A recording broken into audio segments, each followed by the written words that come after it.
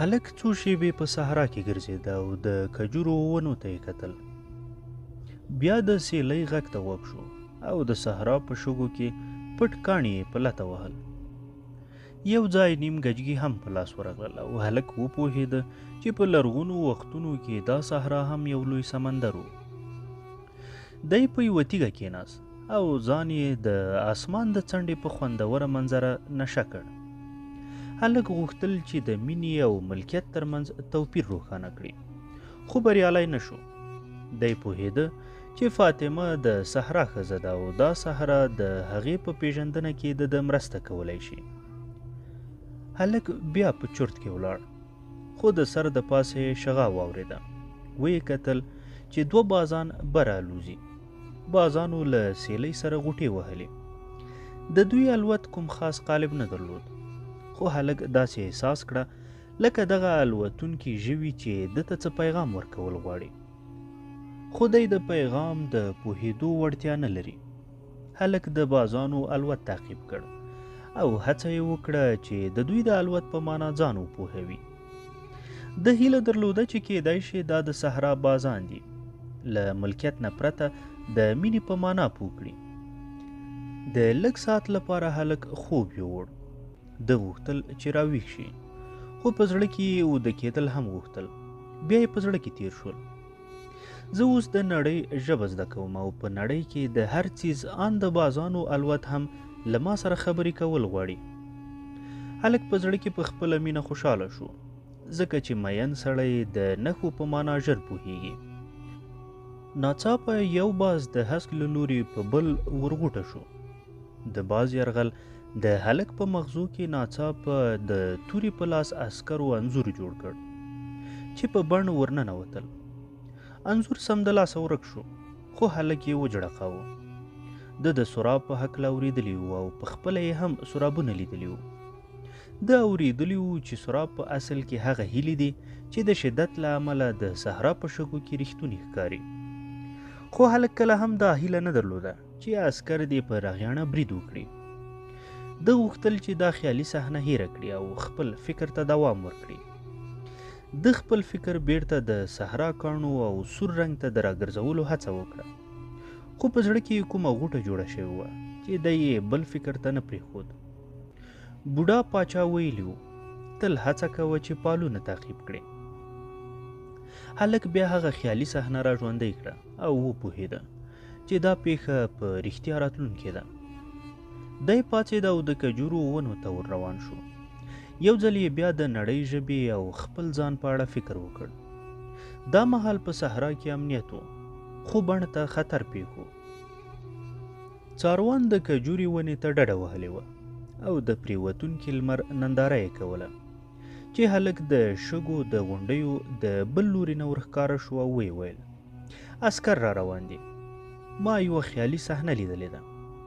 څاروان ځواب ورکړ صحرا د سړي زړه له خیالي صحنو نه ډک کړي. خو هلک ده ته د بازانو کیسه تېره کړه چې څنګه ده ورته وکتل او ناڅاپه یې داسې احساس کړه لکه د نړۍ په روح کې چې غوپه وهلې وي. څاروان وپوهېده چې هلک څه وایي. څاروان ته پته وه چې د نړۍ په مخ یو څیز د ټولو شیانو تاریخ بیانولی شي. دی پوهېده چې که سړی یو کتاب خلاص کړي یا یوه پره واړوي، د چا د لاس کرښې وګوري یا د مرغانو د الوت ننداره وکړي، ان که په ځیر یې هم وګوري، نو د نورو شیانو سره هغه شیبه تړاو موندلی شي. داسې هم نه ده چې دا شیان د پیښو په باب خبرې کوي، خو دا په کتونکي پورې اړه لري چې څنګه په خپل چاپیریال کې کیدونکي پیښو ته ګوري او د نړۍ روح ته ورننوځي. صحرا له داسې خلکو نه ډکه وه چې د نړۍ روح ته په ورننوتو یې خپله روزي ګټله. دوی به د نظر خاوندان بلل کېدل. ښځې او بوډاګان به له دوی نه یو ډول ویرېدل. د قبیلې سړیو به هم له دوی سره له سلا کولو ډډه کوله، ځکه چې که سړي په دې خبر شي چې په راتلونکې جګړه کې به مري، نو بیا به په میړانه جنګ ونشي کولی. د قبیلې سړیو به جنګېدل غوره ګڼل او د راتلونکي وخت نه ناخبري به د دوی احساسات راپارول. راتلونکي پیښې هسې هم خدای پاک لیکلې وي او د خدای پرېکړې تل د بنیادم لپاره ګټورې وي. څاروان جنګیالی نه و. ده به د نظر له خاوندانو سره سلا کوله. د دوی ډېرې خبرې به رښتیا ثابتېدې، خو کله کله به ناسمې هم شوې. یوه ورځ تر ټولو بوډا د نظر خاوند چې خلک به ډېر زیات ترې وېرېدل د څاروان نه پوښتنه وکړه چې دی راتلونکي وخت ته دومره پاملرنه ولې کوي. څاروان ځواب ورکړ ځکه چې زه کارونه کول غواړم، د نه خوښېدونکو پیښو مخه نیول او داسې پیښې بدلول غواړم.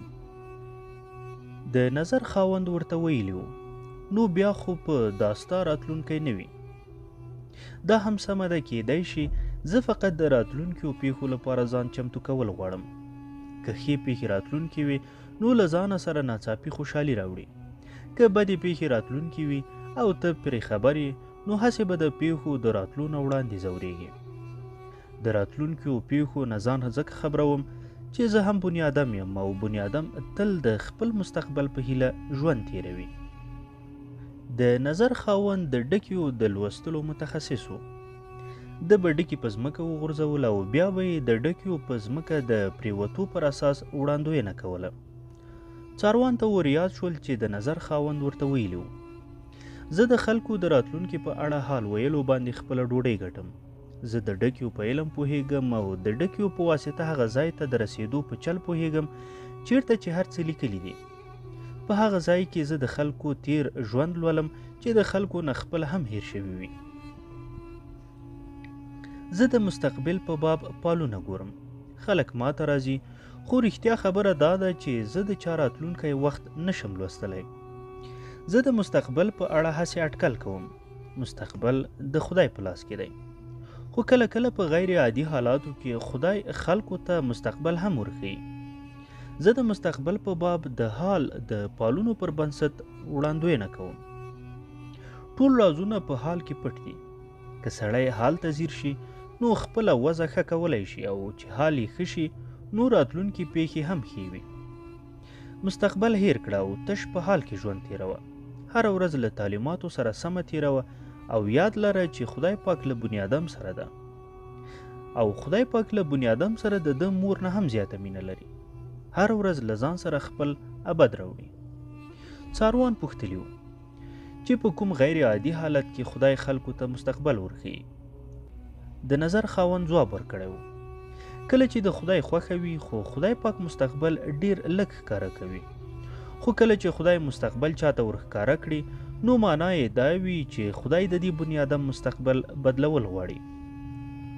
څاروان په زړه کې وویل خدای دې هلک ته د راتلونکي وخت یوه صحنه ورښیلې ده، خو نه پوهیږم چې خدای دا هلک ولې د یوې آلې په توګه وکاراوه. بیا یې هلک ته لوړ غږ وویل ورشه د قبیلې مشرانو ته د راتلونکو عسکرو حال ووایه. هلک وویل هغوی به راپورې وخاندي. هغوی د صحرا خلک دي او د صحرا خلک د پالونو سره بلد دي. که داسې ده نو بیا خو به هغوی په خپله هم خبر شوي وي. دا د هغوی سرخوږی نه دی. هغوی باور لري چې که خدای دوی د کوم کار په اړه پوهول غواړي نو د دوی د خبرولو لپاره به حتما یو څوک راولېږي. داسې پیښې پخوا هم ډېرې شوي دي، خو دا ځل ته هغه کس یې چې باید دوی خبر کړي. هلک ته فاطمه ور یاده شوه او بیا یې د قبیلې مشرانو ته د ورتلو پرېکړه وکړه. هلک د بڼ په منځ کې د یوې لویې سپینې کېږدۍ مخې ته ولاړ څوکیدار ته وویل زه مشران لیدل غواړم، ما د صحرا پال راوړی. څوکیدار په چوپه خوله کېږدۍ ته ننوت او لږ ساعت پس له یوه ځوان عرب سره چې په کالیو یې د سرو او سپینو زرو کار شوی و راووت. هلک ځوان عرب ته کیسه تېره کړه او ځوان بیرته کېږدۍ ته ننوت، خو هلک ته یې په هغه ځای کې د درېدو وویل. شپه راورسېده. د جنګیالیو او سوداګرو یوه ډله کېږدۍ ته ورننوته او هیجان یې خور کړ. خلکو یو په یو اورونه مړه کړل او په بڼ کې هم د صحرا غوندې چوپتیا خپره شوه، خو په هغه لویه کېږدۍ کې تر اوسه رڼا وه. هلک د باندې ولاړ و او د فاطمې یادونه یې په زړه کې راورېدل، خو له ډېر فکر نه پس هم د هغې د وروستیو خبرو په مطلب ونه پوهېده. د ډېر ساعت انتظار نه پس څوکیدار راغی او هلک ته یې وویل کېږدۍ ته د ورننوتو بلنه یې هم ورکړه. کېږدۍ ته له ننوتو نه پس هلک حیران پاتې شو. د چیرته فکر نه و کړی چې د صحرا په منځ کې به دا رقم کېږدۍ هم وي. په کېږدۍ کې دومره ښکلي قالینونه غوړېدلي وو چې هلک چیرته وړاندې قدم هم نه و پرېښی. د کېږدۍ د بام نه د سرو زرو څراغونه راځړېدل چې خوندناکه رڼا یې کوله.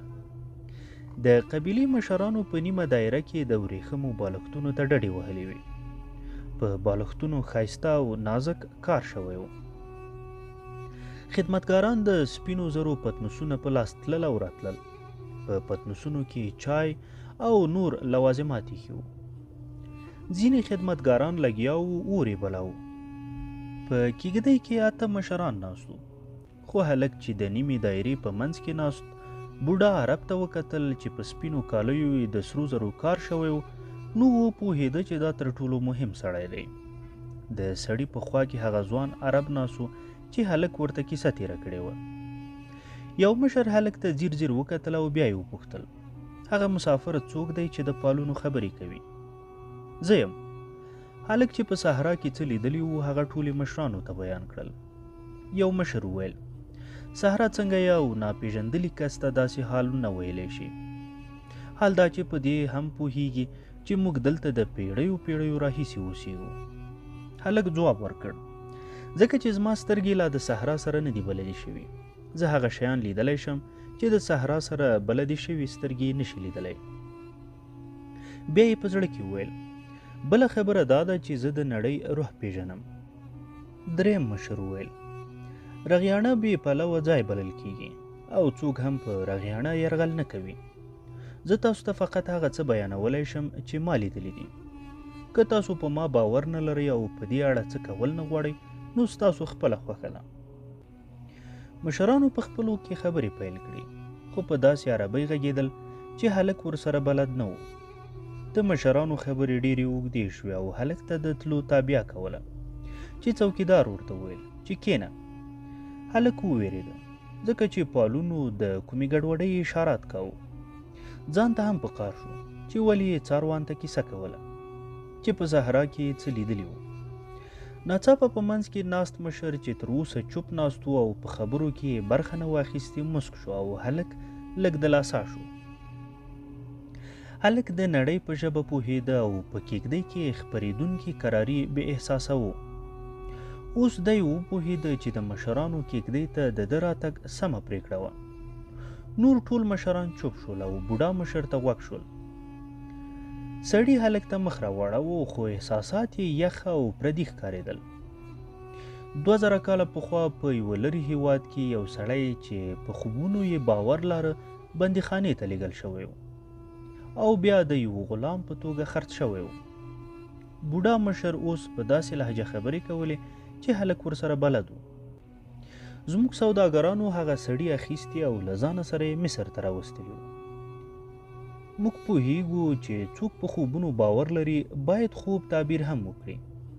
کله چې فرعون په خوب کې 7 ډنګرې او 7 څربې غواګانې ولیدې نو دې سړي چې ما یې ذکر وکړ ټول مصر د لوږې نه وژغورلو. د هغه نوم یوسف و. هغه هم په یو ناپېژندلي هېواد کې یو ناپېژندلی سړی و او کېدای شي په عمر کې هم ستا همزولی و. مشر لږ چوپ شو خو سترګې یې تر اوسه پردی ښکارېدې. موږ دودونه لمانځو ځکه چې دود مصر له لوږې ژغورلی و او د مصریانو نه یې شتمن خلک جوړ کړي وو. دود سړیو ته ورزده کوي چې باید څنګه په صحرا پورې وځي او څنګه د خپلو اولادونو ودونه وکړي. د دود تر مخه بڼ بې پلوه ځای دی ځکه چې دواړه خواوې بڼونه لري. ټول غلي ناست وو او د بوډا مشر خبرې اورېدې. بوډا خپلو خبرو ته دوام ورکړ. خو دود موږ ته دا هم وایي چې موږ باید د صحرا په پیغام باور وکړو ځکه چې موږ هر څه له صحرا نه زده کړي دي. بوډا مشر لاس وښوراوه او ټول پاڅېدل. غونډه پای ته ورسېده. چیلمونه مړه شول او څوکیداران تیار ودرېدل. هلک د کېږدۍ نه وتو ته ځان سماو خو بوډا سړی بیا په خبرو راغی. سبا به موږ په بڼ کې د وسلې نه ګرځولو په اړه نه کړې لوزنامه ماتو. سبا به موږ د خپل دښمن د راتلو انتظار باسو. چې لمر پریوزي نو ټول کسان به بیرته خپله وسله ماته راکړي. زه به تا ته د خپل دښمن د 10 مړیو په بدل کې د سرو زرو یوه خښته درکوم. خو د جګړې نه پرته وسله څوک نه غورځوي، ځکه چې د صحرا غوندې وسله هم نااعتباره څیز دی. که یو وار وسله ونه کاریږي نو کیدای شي چې بل وار کار ونه کړي. که سبا د لمر پرېوتو پورې یوه توره هم ونه چلېده نو بیا به هغه توره په تا چلیږي. هلک چې د کېږدۍ نه راووت نو په بڼ کې تشه د سپوږمۍ رڼا خوره وه. نور ټول څراغونه مړه وو. د هلک خپلې کېږدۍ ته د هغه ځای نه په ګرانه 20 دقیقې لاره وه. دې پیښې هلک څک کړی و. دی د نړۍ روح ته په رسېدو کې بریالی شوی و، خو کېدای شي چې دا بریالیتوب په بدل کې د ده ژوند وغواړي او دا یو ویرونکی قمار و. خو د میږو خرڅولو نه پس هلک د داسې قمارونو سره روږدی شوی و لکه څنګه چې څاروان ویلي و. سبا د مرګ غېږې ته ورتګ په کومه بله ورځ د مړ کېدو نه بد نه و. هره ورځ د ژوند یا بلې نړۍ ته د کډه کېدو ورځ ده او هر څه پر یوه ټکي مکتوب پورې تړلي دي. هلک هیڅ ډول د پښیمانۍ احساس نه کاوه. که دی سبا مړ شي نو د دې معنا به دا وي چې خدای د ده مستقبل بدلول نه غواړي. د مړ کېدو نه مخکې دی په سیند پورې وتلی و. د ښیښو په دوکان کې یې کار کړی و. د صحرا له چوپتیا سره روږدی شوی و او د فاطمې سترګې یې لیدلې وې. دا څه کم کارونه خو نه وو. د خپل کور پرېښودو نه پس د هره ورځ ښه په خلاص زړه تېره کړې وه. د په دې ویاړ کاوه چې که سبا مړ شي نو دومره ډېر شیان به یې لیدلي وي چې نورو شپنو نه دي لیدلي. ناڅاپه هلک یو نااشنا غږ واورېد او یوې نااشنا سیلۍ دی راوپرځاوه. دومره دوړې پورته شوې چې د لږ وخت لپاره یې سپوږمۍ هم پټه کړه. هلک چې سر راپورته کړل نو ویې لیدل چې یو غټ سپین آس یې په سر ولاړ دی او هڼېږي. چې دوړه لږه کېناسته نو هلک نور هم وویرېده، ځکه چې په آس یو سړی سپور و چې تور کالي یې په غاړه وو او په اوږه یې باز ناست و. سړي پټکی وهلی و او د سترګو نه پرته ټول مخ یې په تورو څادر کې پټ و. دی د صحرا د لوري نه د راتلونکي قاصد ښکارېده، خو د ده شتون احساس د یو قاصد نه ډېر زیات زورور و. سپور له تیکې نه یوه لویه اوږده توره راویسته چې د سپوږمۍ په رڼا کې پړقېده. بیا یې په دومره لوړ غږ پوښتنه وکړه لکه د الفیوم 50,000 ونو چې هم د ده خبره بدرګه کړې وي. د بازانو د الوت د تشریح کولو جرأت چا کړی دی؟ هلک ځواب ورکړ، دا جرأت ما کړی دی. هلک ته د سانتیاګو ماټامورس انځور وریاد شو چې په خپل غټ اس سپور دی او لاندې مسلمانان پراته دي. دا سړی هم هغه انځور ته ورته و، خو توپیر یې دا و چې اوس دوی رول بدل کړی و. هلک خپل ځواب تکرار کړ، دا جرأت ما کړی دی. هلک د تورې ګزار خوړلو لپاره سر ښکته کړ او بیا یې وویل، زه د نړۍ روح ته د کتلو جوګه شوی یم او کیدای شي چې دا د ډېرو خلکو د ژوند د بچ کېدو لامل ګرځي. توره ونه چلېده. ناپېژندلي سړي توره ټیټه کړه او څوکه یې د هلک په تندي کېښوده. د هلک له تندي یو څاڅکی وینه راووته. سپور سړی او هلک دواړه چوپ ولاړو. هلک د تېښتې فکر هم ونه کړ، بلکې په زړه کې په دې خوشحاله و چې د خپل برخلیک او فاطمې په لټون کې به مړ شي. پال رښتیا وتلی و. دی خپل دښمن ته مخامخ ولاړو، خو په زړه کې د مرګ ویره نه وه، ځکه چې د ده په آن د نړۍ روح د ده انتظار کاوه او ډېر زر دی هم د دې روح برخه جوړېدونکی او بله ورځ د ده دښمن هم د دې روح برخه جوړېدونکی و. ناپېژندلي سړي توره هغه شان د هلک په تندي ایښې وه او ویې پوښتل، تا د بازانو الوت ولې ولوست؟ هلک وویل، ما فقط هغه څه ولوستل چې مرغانو ماته راښایل غوښتل.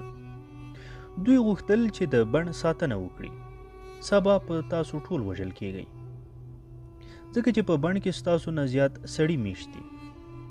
توره تر اوسه د هلک په تندي ایښې وه او سړي بیا وپوښتل، ته څوک یې چې د خدای په کارونو کې ګوتې وهې؟ هلک ته د څاروان خبره وریاده شوه او ځواب یې ورکړ، بازان هم خدای پیدا کړي دي، لکه څنګه چې عسکر پیدا کړي دي. الله پاک ماته د بازانو ژبه را زده کړي. دا هر څه په یو لاس لیکل شوي دي. ناپېژندلي سړي توره د هلک له تندي لرې کړه او هلک یو ډول کراري احساس کړه. خو د تېښتې درک یې اوس هم نه و. سړي وویل خپلو دلیلونو ته پام کوه. د تقدیر لیک په هیڅ ډول نه بدلیږي. هلک ځواب ورکړ ما فقط عسکر لیدلی و. د جګړې پای مې نه دی لیدلی. ناپېژندل شوي سړي په دې ځواب قانع شو خو توره یې اوس دم په لاس کې نیولې وه. ته په دې ناپېژندلي هېواد کې څه غواړې؟ هلک وویل زه خپل برخلیک تعقیبوم خو ته په دې خبرو نه پوهېږې. سړي توره د تیکې تکړه او هلک سا صورت ته شوه. سړي وویل ما چې ستا زړورتوب وازمایې د نړۍ په ژبه د پوهېدلو لپاره زړورتوب تر ټولو مهمه دی. هلک حیران شو ځکه چې ناپېژندلي سړي د هغو شیانو په باب خبرې کولې چې ډېر خلک پرې لږ پوهېدل. سړي خبره پسې وغځوله دومره لرې راتلو نه پس ته باید خپل لټون پرې نه ږدې. د صحرا سره مینه کوه خو اعتبار پرې مه کوه ځکه چې صحرا قدم قدم د خلکو ازمایښت کوي او سړي ته ګواښېږي. صحرا هغه خلک وژني چې لار ترې خطا شي. د سړي خبرو هلک ته پوډا باچا ور یاد کړ. سړي وویل که جنګیالي راغلل او سبا تر ماښامه ستا سر د اوږو نه بیل شوی نه و نو راشه او ما ووینه. سړي اس ته پونده ورکړه خو هلک ورچغه کړه ته چیرته اوسېږې؟ سړي خپل هغه لاس چې قمچینه یې پکې نیولې وه د قطب لور ته ونیوه. هلک وپوهېد چې دا سړی خو کیمیاګر و.